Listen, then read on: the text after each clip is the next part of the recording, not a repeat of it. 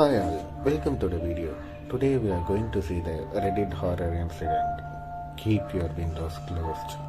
The higher up people live in a building, the safer they feel leave their windows open. The ground floor? Absolutely not. What if someone climbs in? The first floor? Well, maybe. People won't exactly climb. But still don't leave them open if you are going on holiday. Anything about that seem pretty safe. People leave some windows open literally constantly.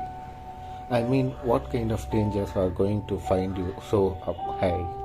If you live above the 10th floor, you won't want to find out leaving a window open could be most innocent grave mistake you could possibly make. My warning to you is not about falling from your window edge. Even windows that are restricted to open only about an 1 inch are dangerous.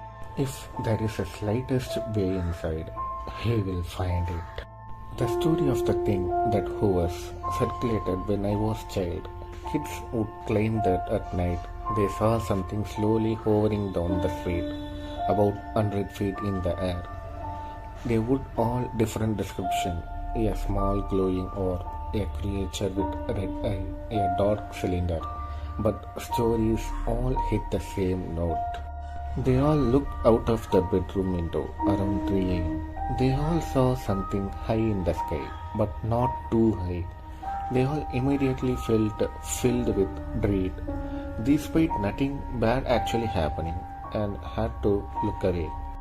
I have now learned why. I lived in the 11th floor of the student accommodation building. The kitchen is shared with few other people. I don't really know them that well. We only talk on a need-to-talk basis, although I think a few of them are friends with each other. Regardless, it means that whatever I am at home in my bedroom, I usually wake quite late, whether it's a gaming or studying. Last night it was either, though I have been stressed a lot recently, and I found myself sitting up in a bed and staring out my window.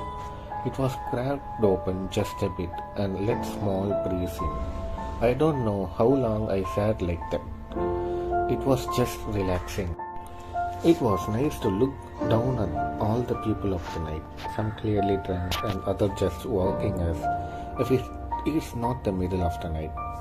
It is the second group I found most interesting. I found myself making a story up in my head, where they could be going at the time of like this. Who are they? Whether they do this regularly.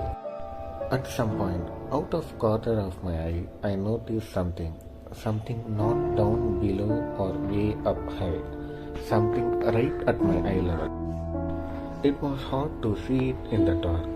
I wasn't so much looking at this than I'm looking at its silhouette. As it moves in front of the dimly light windows of the building across the road. The room directly across the street had its light on and curtains open, and it was best light source I had.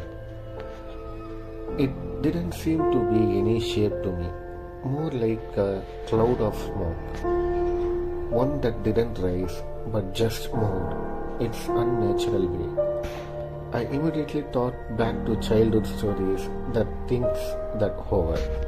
Suddenly, it began to get closer to my window, slowly and slower still, but it moving all the same. The whole while I keep looking behind me as if something was already in the room. The thing made me feel on the edge. I thought once it finally reached my window, I'd be able to see it clearly. To see that my imagination was getting carried away. Oh, it's just a bag in the wind.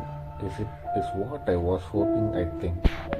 Instead, I just found my bedroom windows covered, the blackness all over it. It was as if my view of the city became a window into a void. I felt dizzy and my vision felt off. Like looking at it was wrong. Every bone in my body was telling me to look away, but I'm glad I didn't because I noticed some of the smoke beginning to leak through the crack of the window. I have never closed it so fast. I even locked it something I never do, because why would you do when you live it this high up? I felt slightly better immediately. The view slowly came back as the thing that hovers moved away. I had to lie down for a while and clear my head. I had a headache that seemed to be punish me for not looking away. Despite this, once I cleared up, I sat back and I looked out of my window.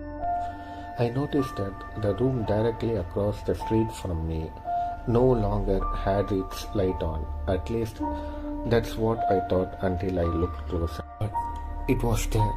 It had covered the window and was getting in. The window must have been open more than mine, as it didn't take long for it to get inside. I never saw it leave because I closed my curtain at that point. I didn't look out again. The next morning, people are talking about the man who was found dead across the street. I don't know for sure, but my guts tell me must have been lived in the room I saw it enter. I haven't told anyone that I know yet. I am scared too.